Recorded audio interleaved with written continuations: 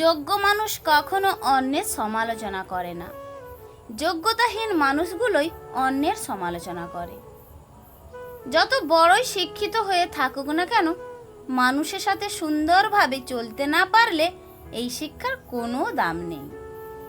একটা ভুল করে দেখো, মানুষ ভুলে যাবে তুমি তার জন্য কি কি করেছো।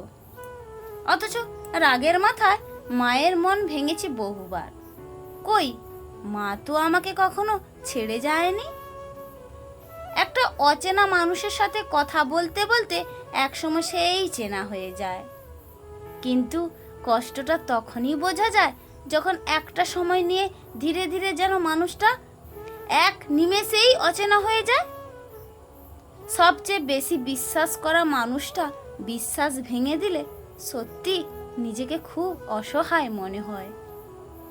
অতিরিক্ত গুরুত্ব দিতে গিয়ে আমরা কিছু কিছু মানুষের কাছে নিজেরাই নিজেদেরকে অনেক সস্তা বানিয়ে ফেলি। মেয়েদের মাইনাস পয়েন্ট খুঁজে বের করা জীবনে সবচেয়ে বড় প্লাস পয়েন্ট। না আছে পারিবারিক সম্পর্ক, না আছে রক্তের সম্পর্ক, তবু সুখে দুঃখে বিপদে আপদে যে মানুষ পাশে থাকে তার নামই হলো বন্ধুত্ব। একটা মানুষ টাকার চেয়েও দামি হয়, আর দামটা সবাই তখনই বোঝে যখন সে পৃথিবী থেকে বিদায় নেয়। দেওয়ালে পিঠ থেকে যায় তখনই যখন আশ্বাস দেওয়া মানুষগুলো পিছুটা নিয়ে নেয়। পারিবারিক অশান্তিটা খুব গোপন একটি কষ্ট, চাইলেও এর কারণ যাকে তাকে বলা যায় না।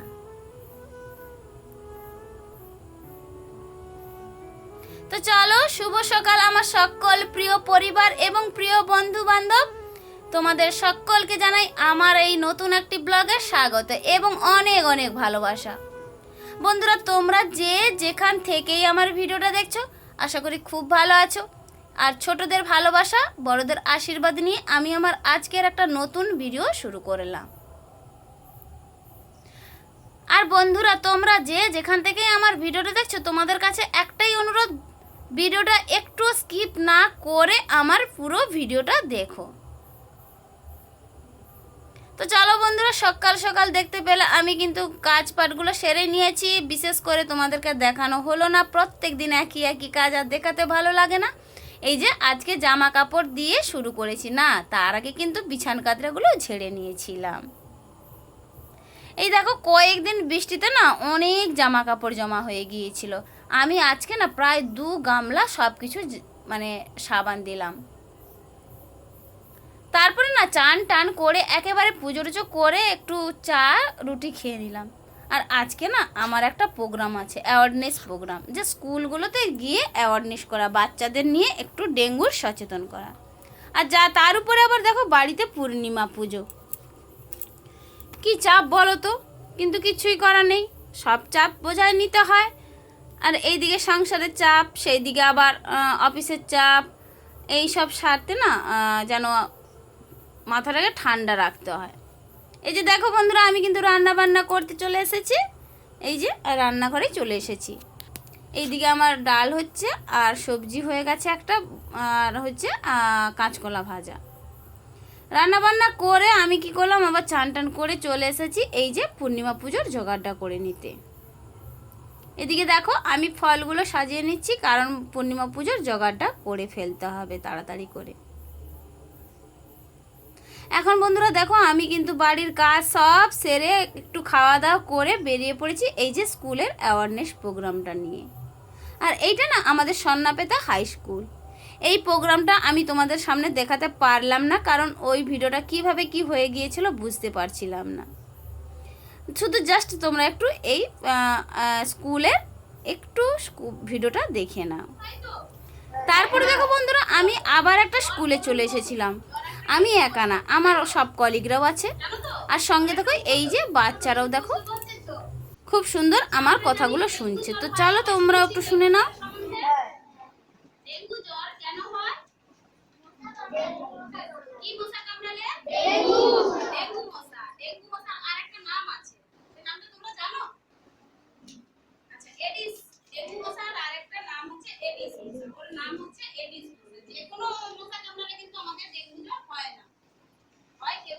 ডেঙ্গু মশা কামড়ালে যেটার নাম হচ্ছে এডিস। তাহলে আমাদেরকে কি করতে হবে? যাতে না আমাদের ডেঙ্গু জ্বর হয় তার জন্য আমাদেরকে কি করতে হবে? প্রথমে আমাদের করা উচিত যে কোনো পাত্রে যদি জল জমা থাকে, বৃষ্টির জল, যেমন ধরো তোমাদের খেলনা, ডাবের ফলা, নারকেলের মালা, যে কোনো কন্টেনার হতে পারে, ভাঙা একটা মগও হতে পারে, বুঝতে পারছো? সেখানে তোমাদের বাড়ির চারিপাশে যদি দেখতে পাও তাহলে সেগুলো কি করতে হবে? উল্টে ফেলে দিতে হবে। আর তোমরা নিজেরা একযোগে সকলেই করব যে কাজ, স্বাস্থ্য বিধান মেনে চলা যায় না।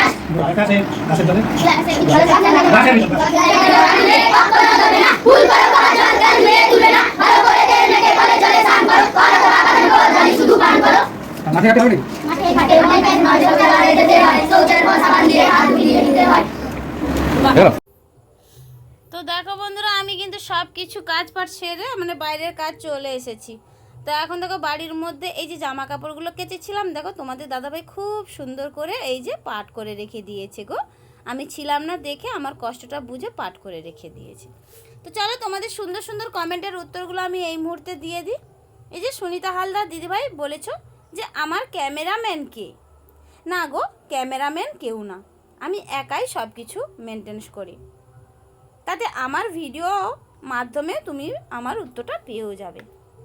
আর সব থেকে বড় কথা, এখন আমি সব কিছুই একা একা করি বা পথ চলি গো। আমার উত্তরটা পেয়ে গেলে, তাছাড়া আমার পাশে কোনো দিনই কেউ ছিল না এবং এখনও কেউ নেই। অন্যদিকে সোনামণি বনু কমেন্ট করেছো নাকি আমি খুব সহজ সরল।